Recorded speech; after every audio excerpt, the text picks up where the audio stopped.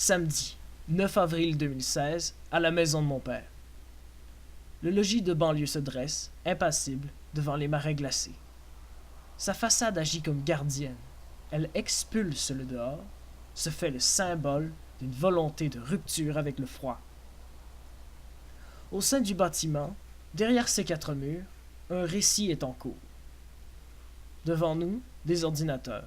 Nous naviguons dans un espace numérique. Nous sommes lecteurs, mais aussi acteurs. Nous entrons dans un dialogue muet avec la machine. L'environnement du jeu dans lequel nous évoluons ne semble pas différer de la nature sauvage des marais de mon père. Seulement ici, nous explorons des contrées numériques, générées par la machine. En faisant cela, nous signons un contrat. Non seulement nous acceptons d'entrer en relation avec cette construction numérique, nous acceptons aussi de faire compétition avec d'autres êtres humains connectés qui, eux aussi, semblent vouloir imposer leur marque, leur influence dans ce monde imaginé. Ce monde, c'est Rust. Jeu vidéo massivement multijoueur ayant la caractéristique d'être impardonnable, Rust lance ses joueurs dans un environnement hostile, peuplé de joueurs rusés et d'animaux plus redoutables les uns que les autres. Pour tout moyen de défense, le jeu nous fournit une bonne grosse pierre, et c'est avec elle que débute la lente conquête de cet espace. Nous récoltons des ressources, défendons cette patrie qui, au fond, n'existe pas sous les mêmes conditions que le bâtiment de mon père, mais qui pourtant semble bien réelle. Si l'exercice peut sembler difficile, et il est nécessaire de s'associer afin d'augmenter notre potentiel de survie et d'inscrire notre marque dans le monde.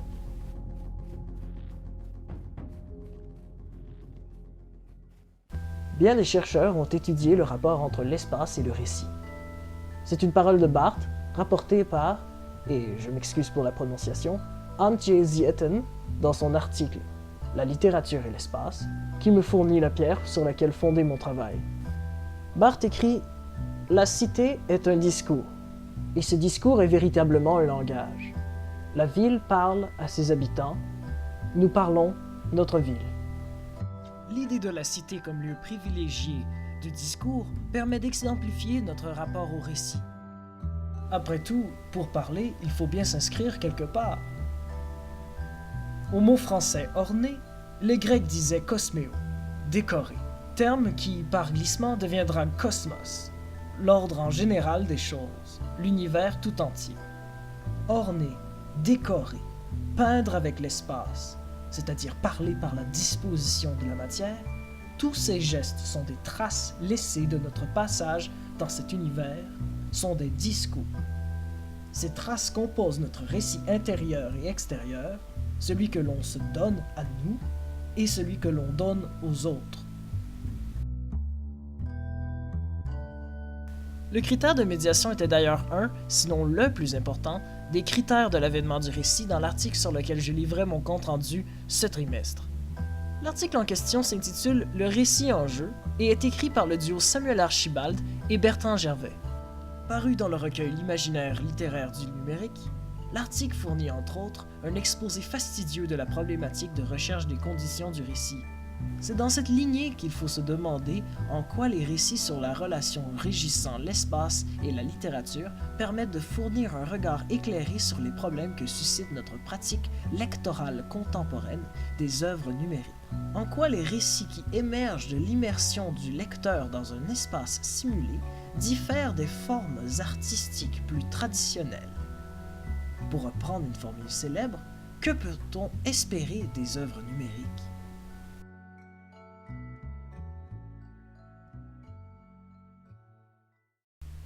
J'ai rendez-vous en ligne avec une joueuse de Rust. Le point de rencontre est un des décors naturels à la carte, un gigantesque dôme en ruine qui sert de repère visuel, mais aussi, et plus important encore, participe de l'esthétique de la dégradation et de son revers, l'esthétique de la persistance.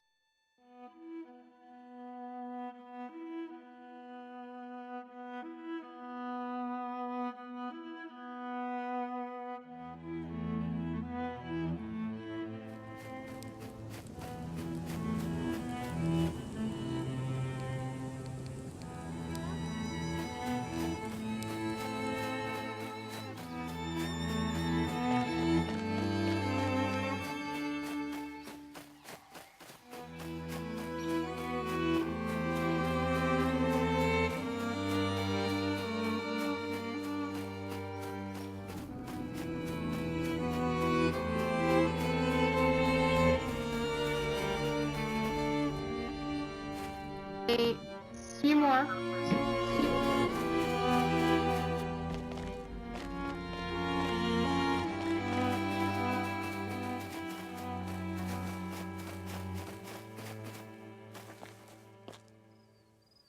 Maison.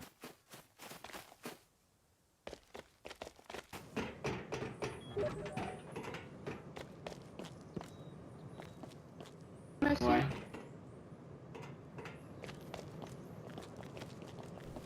Si Rust se présente comme un nouvel outil facilitant l'émergence d'un récit, il le fait par la création d'un espace d'interaction entre les joueurs et un environnement simulé. Toutefois, il n'est pas le seul programme qui se prête à une telle analyse, ni celui qui va le plus loin au niveau de sa mécanique de production narrative. Avant de rendre compte de notre prochaine œuvre, permettez-moi de m'appuyer sur un second travail présent dans le recueil L'imaginaire littéraire du numérique. Il s'agit cette fois de l'essai Les précurseurs du holodeck. L'article de Jeannette Murray, à partir d'un survol des multiples formes des incunables de notre siècle, tourne son regard au loin, complète le tracé que décrivent ses œuvres vers l'avènement possible du holodeck, la machine qui, dans Star Trek, permet à quiconque de vivre dans un monde complètement généré par ordinateur. When I play poker with my shipmates, it often appears to be a useful forum for exploring the different facets of humanity. I was curious to see how 3 of history's greatest minds would interact in this setting. So far, it has proved to be most illuminating. And profitable. Can we get this over with, please? It's your bet. I raise 50. Last, I fold. I fold as well. The uncertainty principle will not help you now, Stephen. All the quantum fluctuations in the universe will not change the cards in your hand. I call. You are bluffing, and you will lose. Wrong again, Albert. Shit. Red alert! All personnel report to duty stations. We will have to continue this another time. End program.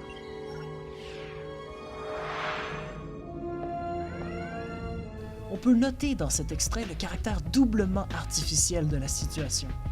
Non seulement les personnages représentés ici proviennent de cultures et d'époques différentes, le personnage qui met fin au programme est aussi le robot de l'équipage et est donc, lui aussi, une intelligence artificielle, un texte en part entière.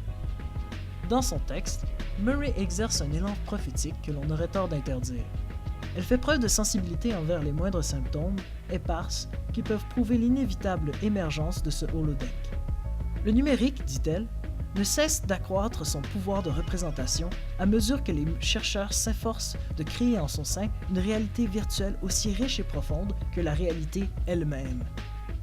Devant l'inexorabilité du moment, futur s'entend, mais bien réel par sa force d'attraction, où le numérique devient aussi riche et complexe que la réalité elle-même, l'un est forcé de se départir de l'idée selon laquelle la réalité virtuelle serait en soi inférieure à la réalité physique, ou différente. Après tout, on pourrait défendre que le cerveau humain constitue lui-même un espace programmé, c'est-à-dire traitant et stockant des informations. Tout porte à croire que le seul espace qui soit réel est simplement la condition de spatialité elle-même. Voyez-vous, le holodeck est truffé de personnages pensants, de créatures intelligibles. Il s'agit entre autres d'une seconde couche d'espace, un espace proprement sémiologique. Charles Grivel, dans l'article Hors-ville-non-ville, ne serait pas d'accord avec cette avancée. En effet, pour lui, l'espace en tant que tel n'est pas sémiotique puisqu'il ne se constitue pas en système. Il est continuellement reconduit et révisé et ne suppose pas le statut de récepteur. Mais pourtant, ici, dans un holodeck, lecteur et texte spatial sont 2 éléments tout à fait indifférenciables. C'est à partir de l'espace même du texte informatique, espace compris comme texte, qu'émergent des véritables agents lectoraux. Cette existence de réception interne est semblable aux modalités de notre propre existence, puisque nous ne pouvons rendre compte du monde qu'à partir de celui-ci. Comment traiter des personnages qui se meuvent dans ce holodeck? Peut-on lire ces personnages de la même façon qu'on peut lire des personnages de romans? Dwarf Fortress, jeu extrêmement complexe, permet aux joueurs d'entrer en relation avec des cultures générées par des algorithmes sophistiqués. Les objectifs varient selon les modes empruntés. Tous ces modes, cependant, requièrent aux joueurs de créer instantanément une carte. Avec Dwarf Fortress, une pression de la clé Enter, et voilà que des centaines d'années s'écoulent. L'ordinateur génère une carte aléatoire, environnement dans lequel se meuvent des êtres simulés qui ont leur propre personnalité. Chacun d'entre eux apporte une perspective unique au monde. En ce moment même, alors que les âges passent, des empires naissent et meurent, tout cela en quelques secondes. Nous voilà donc en présence non seulement d'un lecteur au sein même du texte, mais de plusieurs cultures qui participent à son élaboration. On voit bien que la condition de récepteur peut se faire immanent au texte. Vous n'avez pas à me croire sur parole. Jetez-y un coup d'œil vous-même en téléchargeant ce programme gratuit et en vous projetant dans un de ces mondes. Là, vous croiserez toutes sortes de créatures et bien plus d'histoires et de contes que vous ne pourrez en lire. Bien sûr, les capacités de lecture de ces personnages sont tout à fait différentes de notre propre capacité de lecture. Toutefois, le progrès de l'intelligence artificielle des dernières années semble encore en marche et personne ne peut dire avec précision quel impact l'émergence de ces nouveaux lecteurs aura sur nos propres pratiques lectorales. On peut s'amuser à théoriser les mécanismes qui régiraient les capacités de réception d'un personnage numérique. J'ai produit un modèle approximatif des fonctionnements de cette activité lectorale simulée. La première partie de ce modèle concernerait le stockage des données. 3 niveaux, somatique, perceptif et cognitif, inscriraient les différents stimuli produits de l'espace dans lequel se meut le lecteur, y compris l'espace à soi, dans une base de données qui évoluerait avec le temps.